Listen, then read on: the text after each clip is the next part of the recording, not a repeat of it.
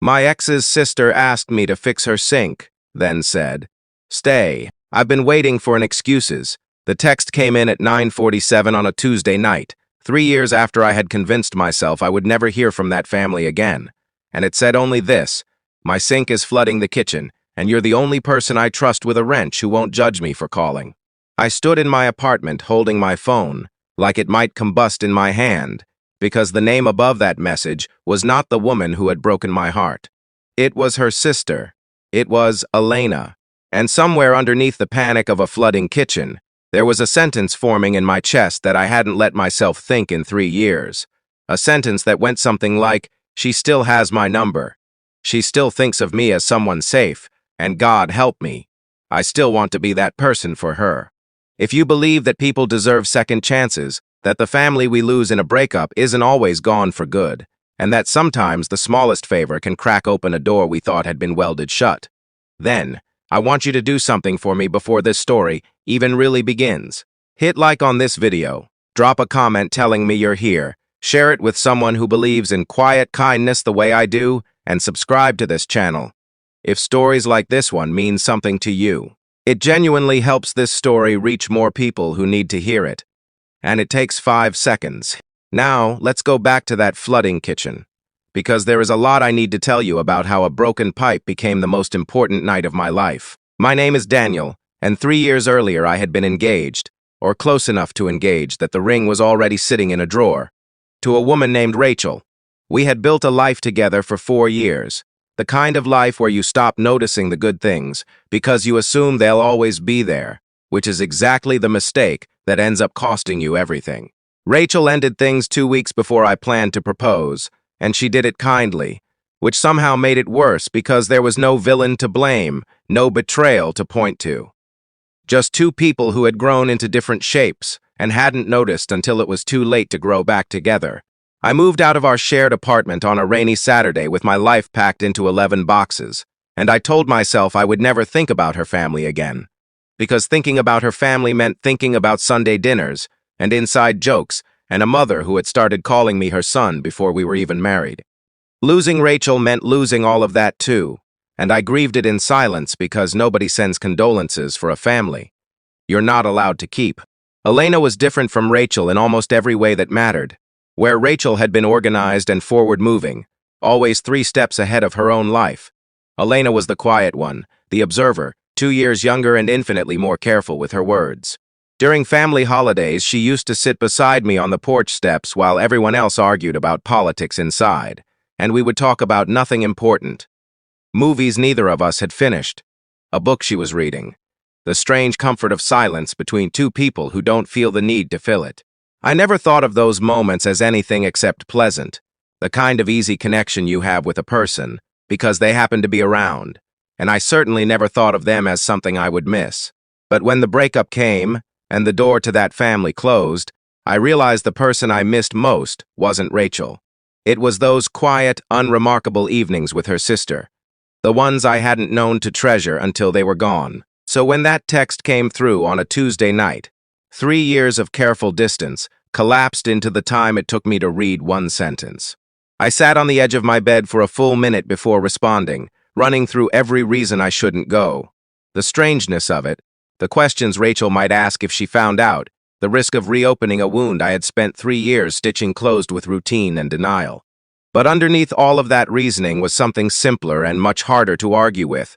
Someone I cared about needed help, and I had the tools, both literal and otherwise, to give it. I texted back that I'd be there in 20 minutes, grabbed my toolbox from the closet, and drove across town with my heart doing something complicated in my chest that I refused to name. Elena's apartment was on the 2nd floor of an older building with creaky stairs and a hallway that smelled like someone's dinner from 2 doors down. And when she opened the door, I almost didn't recognize her. Not because she looked different, but because seeing her face again after 3 years hit me with a force I hadn't prepared for. She looked tired in the specific way that comes from crisis rather than exhaustion. Her hair pulled back messily, an old college sweatshirt soaked at the sleeves, and behind her I could hear water running somewhere. It shouldn't be. She stepped back to let me in without much of a greeting beyond a relieved exhale of my name, and I walked past her into a kitchen that looked like it was losing a war against plumbing. Water pooling across the tile floor, towels already soaked through and abandoned near the cabinet under the sink. I dropped to my knees without a word and got to work, because work was the language I understood best in that moment, easier than conversation, easier than eye contact, easier than acknowledging the strangeness of kneeling on her kitchen floor after 3 years of silence. The pipe connection under the sink had corroded and given way entirely, spraying water in a slow arc every time the tap was even touched, and I shut off the valve first, then started assessing what I'd need to actually fix it properly, instead of just stopping the bleeding. Elena crouched beside me, handing me tools before I even asked for them, which told me she remembered more about how I worked than I expected her to. And for a while, neither of us said anything beyond the practical exchange of please and thank you and can you hand me that. It was somewhere around the 20-minute mark, with my hands deep in the cabinet and my shoulder aching from the awkward angle, that she finally asked the question I'd been bracing for since I walked through the door. She asked, quietly, whether this was weird for me, being here, being asked to help by her instead of anyone else. I told her the truth, which was that it was strange, but not in a bad way, more like finding an old photograph you forgot you had, and realizing it still makes you feel something. She was quiet after that, handing me the wrench I needed, and I could feel her watching the side of my face while I worked. The kind of watching that isn't about staring, but about trying to read something you're not sure you're allowed to ask about directly. We didn't talk about Rachel that night, not once, and I noticed the absence of her name the way you notice a missing tooth, a gap where something used to be that your tongue keeps checking. Instead, Elena told me about her life in the years since, how she'd finished her degree, taken a job at a design firm downtown, moved into this apartment on her own, after a roommate situation, fell apart in a way she clearly didn't want to elaborate on. I told her about my own 3 years, the job that had become a career, the apartment that had slowly filled with furniture, that finally felt like mine instead of borrowed, the quiet Tuesdays and Thursdays that had become a life I was mostly at peace with, even if peace and happiness aren't always the same thing. She listened the way she always had, fully, without checking her phone or waiting for her turn to speak. And I remembered all over again why those porch conversations had meant more to me than I'd let myself admit. The pipe was fixed within the hour, water flowing clean and contained through new fittings, the kitchen floor mopped, and the towels wrung out and draped over the shower rod to dry. I was packing my toolbox, already mentally rehearsing the version of goodbye that would let me leave gracefully, the kind of exit that closes a door softly, instead of slamming it, when Elena said something that stopped my hands completely. She said, "Stay. I've been waiting for an excuse," and the words landed in that small kitchen with a weight that had nothing to do with plumbing at all. I didn't move for a moment, because I needed to be certain I'd understood her correctly, that the words meant what my chest was already telling me they meant.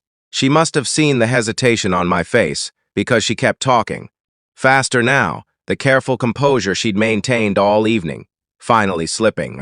She told me that she'd thought about texting me a dozen times over the past year, that the sink had actually broken 2 days earlier, and she'd fixed the initial leak herself with a bucket, and some patience, waiting, hoping for a better excuse to reach out, something that would feel less like an admission and more like a genuine need. She told me that watching Rachel and me end things had been one of the hardest things she'd witnessed, not because she'd taken sides, but because she'd lost something too in that ending.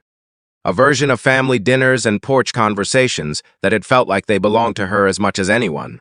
I sat down slowly at her kitchen table, the adrenaline of fixing a leaking pipe draining out of me and leaving room for something far more unsteady to take its place. I told her honestly that I didn't know what to do with what she was saying, that some part of me had wondered about her too over the years, quietly, guiltily, in the way you wonder about someone you've told yourself you're not allowed to want. I told her that the idea of anything between us felt complicated in ways that had nothing to do with either of us and everything to do with the family. We'd both be asking to understand something unusual. She listened to all of it without flinching, and when I finished, she said something I've thought about almost every day since, that complicated isn't the same as wrong, and that she'd rather risk something complicated and honest than spend another 3 years pretending she didn't feel what she felt. We talked until almost 2 inches the morning that night, sitting across from each other at her small kitchen table, with 2 mugs of tea going cold between us, working through every fear and every question with a kind of honesty I hadn't experienced with anyone in years.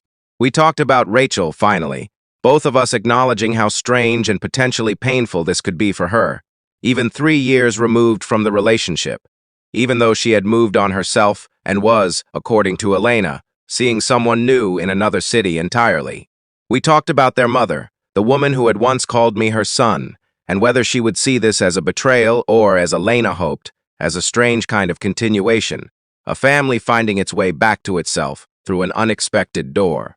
Neither of us reached any conclusions that night beyond a single fragile agreement that whatever this was, we wanted to find out together. Slowly, honestly, without pretending the complications didn't exist. I left her apartment around 2:30 inches the morning with my toolbox in one hand and something entirely new sitting in my chest, something that felt dangerously close to hope. I didn't kiss her that night, and I want to be clear about that, because this isn't a story about impulsive decisions made in the heat of a strange evening. What happened instead was quieter, and I think, more important. We agreed to have dinner the following week, not as a date exactly, not yet, but as an honest conversation between two people who wanted to understand what they were building before they let themselves fall into it. I drove home through empty streets with the windows down despite the cold, needing the air, needing the space to just feel everything without editing it into something manageable. The following days were harder than I expected them to be, because hope, once it's let back into a life that has organized itself around its absence, doesn't sit quietly.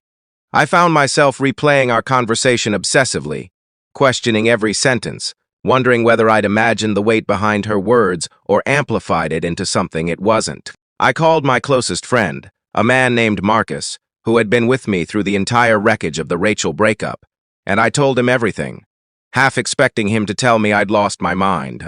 Instead, he was quiet for a long moment on the other end of the phone before saying that he'd always thought Elena and I had a strange kind of ease with each other, back when I was still coming to those family dinners, and that if we were both willing to be honest about the risks, he didn't see why the universe couldn't hand two good people a second chance at something, even if it came wrapped in an unusual package. The dinner happened the following Thursday at a small Italian place neither of us had been to before, chosen deliberately because it belonged to neither of our old lives with Rachel, a neutral space where we could build something new without stepping on old ground. Elena arrived first, and I found her already seated at a corner table, and something in the way she looked up when I walked in, a mixture of nervousness and relief, told me this mattered to her every bit as much as it mattered to me. We talked for 3 hours that night, past the point where the restaurant staff started giving us the kind of looks that suggested we should either order dessert or vacate the table, past the point where either of us was performing composure instead of simply being honest. She told me things that night I hadn't known, small painful details about her own life during the years I'd been gone, a relationship that had ended badly, a period of loneliness she'd kept mostly hidden from her family, because she didn't want to worry her mother on top of everything else going on. She told me that watching me disappear from her life alongside Rachel's had felt like a strange, unacknowledged grief, one nobody had given her permission to feel, because, after all, I wasn't her loss to mourn. I was her sister's. I told her about my own quiet grief, the specific ache of losing an entire family structure overnight, the Sunday dinners I still thought about sometimes, when I cooked alone in my apartment, the holidays that had felt hollow in a way I never fully explained to anyone because it seemed indulgent to grieve a family that had never technically been mine. By the time we left the restaurant that night, something had shifted between us that neither of us tried to name out loud, but both of us clearly felt. She hugged me goodbye in the parking lot, longer than a friendly hug, and when she pulled back she was smiling in a way that made something in my chest ache with a hope I hadn't let myself feel in years. We didn't kiss that night either, both of us moving carefully, deliberately, aware that whatever we were building deserved patience rather than urgency, especially given everything else it would eventually need to survive. The complication we both knew was coming arrived 2 weeks later, when Elena decided she needed to tell her mother before anything progressed further, because she refused to build something honest on a foundation of secrecy. I remember the night she called me after that conversation, her voice shaking in a way I hadn't heard from her before, and my stomach dropped because I assumed the worst, that her mother had reacted with anger or disappointment, that the family I'd once loved being part of had rejected this new possibility outright. Instead, through tears that I couldn't immediately interpret, Elena told me that her mother's first response, after a long and heavy silence, had been to ask why it had taken us this long to find our way back to each other, because apparently she had noticed something between us at those old family dinners years before either of us had admitted it to ourselves. That conversation didn't erase every difficulty ahead of us, because families are complicated organisms, and the road from her mother's cautious blessing to actual, functioning peace was neither short nor smooth. Rachel needed to be told, and that conversation happened over the phone a month into whatever Elena and I were building, a conversation Elena insisted on having herself, out of respect for her sister, and out of a determination not to let me carry a burden that was fundamentally about family loyalty rather than romantic guilt. I don't know everything that was said in that call, because some of it belonged only to the two of them, but I know that it was difficult, and I know that it took real courage from both sisters to get through it without breaking something that had already survived so much. Rachel called me directly a few days later, and I picked up the phone with my hands genuinely shaking, prepared for anger I probably deserved to receive. What I got instead was quieter, and in its own way, harder to sit with. She told me she needed time to process it, that there was something undeniably strange about her ex and her sister finding their way toward each other, but that she also couldn't pretend she hadn't noticed. Back when we were together, the particular ease Elena and I had always shared, an ease she'd sometimes envied without understanding why. She told me she wasn't going to pretend this didn't sting somewhere old and complicated inside her, but that she also wasn't going to stand in the way of two people she loved finding something real, especially not out of a possessiveness over a relationship that belonged in the past. It wasn't forgiveness exactly, and it wasn't a blessing either. But it was an honest, generous kind of acceptance that I hadn't expected, and will never stop being grateful for. The months that followed weren't easy, because nothing worth having ever seems to be. Elena and I moved slowly and deliberately, choosing honesty over momentum at every turn we could, checking in constantly about how the other one was actually feeling, rather than assuming. There were nights when the strangeness of it all caught up with both of us, when Elena would grow quiet at family dinners, aware of the careful way her mother and Rachel navigated conversation around the two of us, and I would find myself second-guessing every choice that had led me back into this particular family's orbit. There were arguments, too, ordinary ones about ordinary things, the kind every couple has, except every disagreement carried the extra weight of a relationship that had already asked so much of the people around it. And we both understood that failure here wouldn't just hurt us.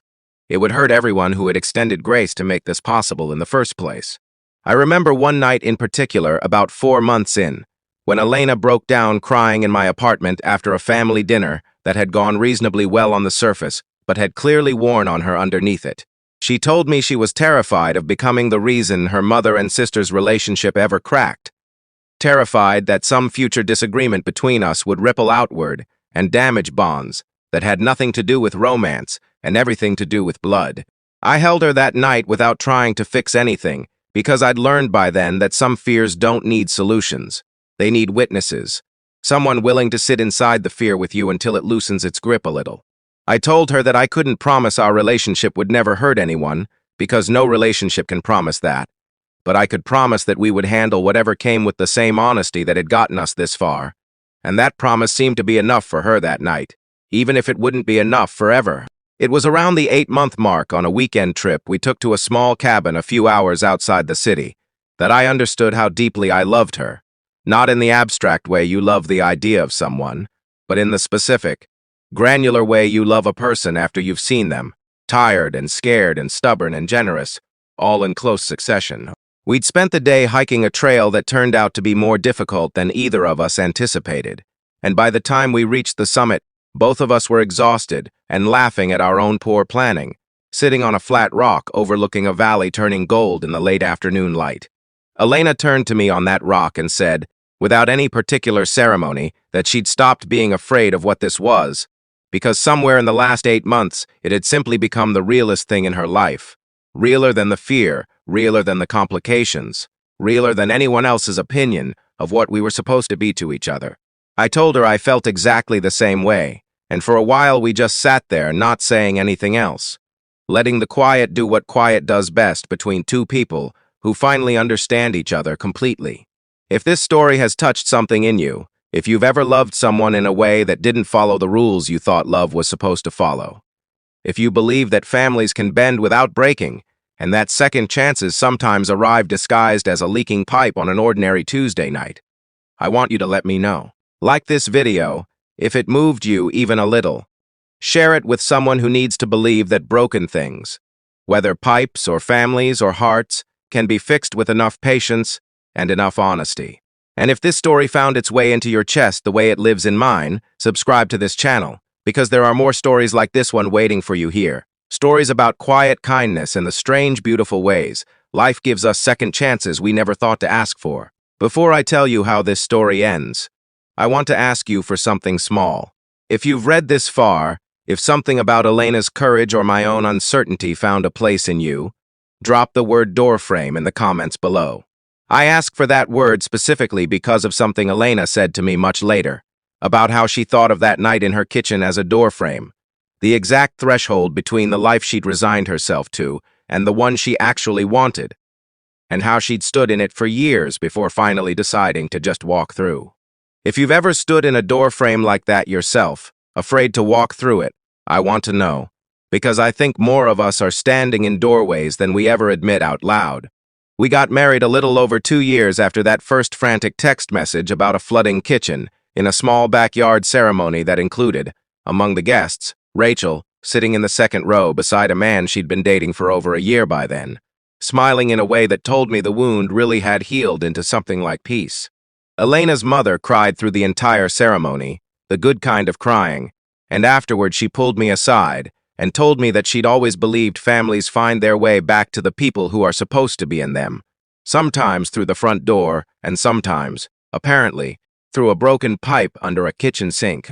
I think about that night constantly, the two of us kneeling on wet tile with a toolbox between us, neither of us knowing that we were fixing something far more significant than plumbing. I think about how close I came to talking myself out of answering that text, how easily fear could have kept me from driving across town that night, and how grateful I am, every single day, that some part of me was brave enough to choose showing up over staying safe. If there is one thing I hope you take from this story, it's that the excuse you've been waiting for to reach toward the life you actually want might already be sitting in your phone, in a name you haven't texted in years, in a door you've been too afraid to knock on. Sometimes all it takes is one small act of kindness, one wrench, in one flooded kitchen, to remind us that the family we thought we lost was never as far away as we believed.